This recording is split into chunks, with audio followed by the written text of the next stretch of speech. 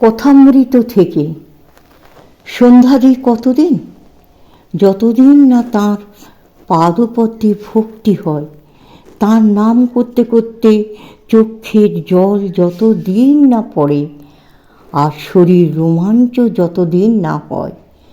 রামপ্রসাদ বলে, ভক্তি মুক্তি উভয়ে মাথায় রেখেছি। আমি কালী ব্রহ্ম জেনে মর্ম ধর্মাধর্ম সব ছেড়েছি।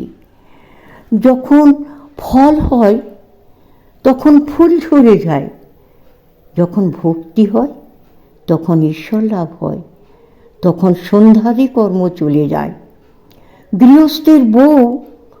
গৃহস্থের বউ পেটে যখন সন্তান হয়, শাশুড়ি কাজ কমিয়ে দেয়। 10 মাস হলে আর সংসারে কাজ করতে দেয় না। তারপর সন্তান প্রসব হলে সে কেবল ছেলেটিকে কোলে করে তার সেবা করে, কোনো কাজই থাকে না। ঈশ্বর লাভ হলে সন্ধ্যাদি কর্ম ত্যাগ হয়ে যায়। তুমি এরকম করে ঝিমে তেতালা বাজালে চলবে না, তীব্র বৈরাগ্য দরকার। 14 মাসে 1 বৎসর করলে কি হয়? তোমার ভিতরে যেন জোর নাই, শক্তি নাই, চিড়ের ফলার। উঠে পড়ে লাগো, কোমর বাঁধো। তাই আমার ওই গানটা ভালো লাগে না। হরিষে লাগি রহরে ভাই, তেরা বনত বনত বনি যায়, বনত বনত বনি যায়। আমার ভালো লাগে না, তীব্র বৈরাগ্য চাই। হাজেরাকেও তাই আমি বলি। শ্রী রামকৃষ্ণ ও যোগতত্ত্ব, কামিনী কাঞ্চন যোগের বিঘ্ন। কেন তীব্র বৈরাগ্য হয় না জিজ্ঞাসা করছো? তার মানে আছে, ভিতরে বাসনা প্রবৃত্তি সব আছে। হাজেরাকে তাই বলি, ও দেশের মাঠে জল আনে, মাঠের চারদিকে আল দেয়া আছে, পাছে জল বেরিয়ে যায়, কাদার আল। কিন্তু আলের মাঝে মাঝে যোগ, গর্ত। প্রাণপণে তো জল আনছে, কিন্তু যোগ দিয়ে বেরিয়ে যাচ্ছে, বাসনা যোগ। জপ তপ করো বটে, কিন্তু পেছনে বাসনা, সেই বাসনা যোগ দিয়ে সব বেরিয়ে যাচ্ছে। মাছ ধরে সটকা কল দিয়ে, মাছ সোজা থাকবার কথা, তবে নোনা হয়েছে কেন? মাছ ধরবে বলে। বাসনা মাছ, তাই মন সংসারে নোয়ানো হয়েছে। বাসনা না থাকলে মনে সহজে ঊর্ধ্ব দৃষ্টি হয় ঈশ্বরের দিকে। কীরকম যেন নিত্যি কাঁটা যেমন কামিনী কাঞ্চনের ভার আছে বলে উপরের কাঁটা নিচের কাঁটা এক হয় না, তাই যোগ ভ্রষ্ট হয়। দ্বীপ শিপা দেখো না, একটু হাওয়া লাগলেই চঞ্চল হয়। যোগাবস্থা দ্বীপ শিখার মতো, যেখানে হাওয়া নাই। মনটি পড়েছে ছড়িয়ে, কতক গেছে ঢাকা, কতক গেছে দিল্লি, কতক গেছে কুচবিহার। সেই মনকে কুড়োতে হবে, কুড়িয়ে এক জায়গায় করতে হবে। তুমি যদি 16 আনার কাপড় চাও, তাহলে কাপড়ওয়ালাকে 16 আনা তো দিতে হবে।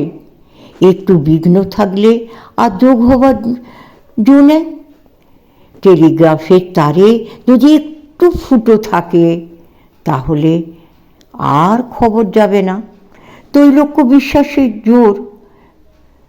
নিষ্কাম কর্ম করো, জোর করে বলো আমার মা। তার সংসারে আছো থাকলেই বা, কিন্তু কর্মফল সমস্ত ঈশ্বরকে সমর্পণ করতে হবে। নিজে কোনো ফল কামনা করতে নেই। তবে একটা কথা আছে, ভক্তি কামনার মধ্যে নয়।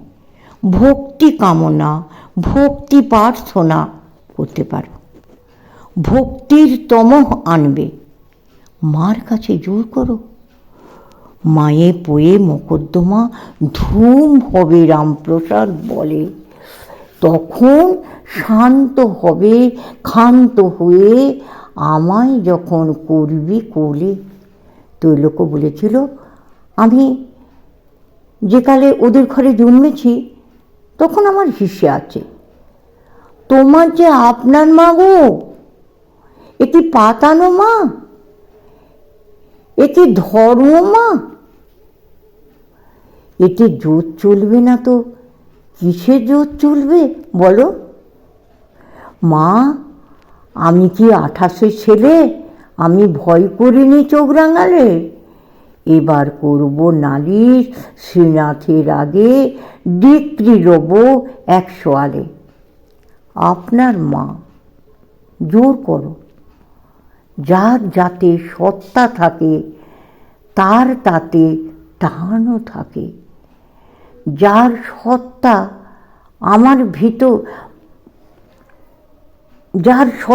আমার ভিতর আছে বলে, তাই তো মার দিকে অত টান হয়। যে ঠিক সইব সে শিবের সত্তা পায়। কিছু কণা তার ভিতরে এসে পড়ে। যে ঠিক বৈষ্ণব তার নারায়ণের সত্তা ভিতরে আসে। আর এ সময় তো আর তোমার বিষয়কর্ম করতে হয় না। এখন দিন কত তার চিন্তা করো, দেখলে তো সংসারে কিছু নাই। সমাপ্ত।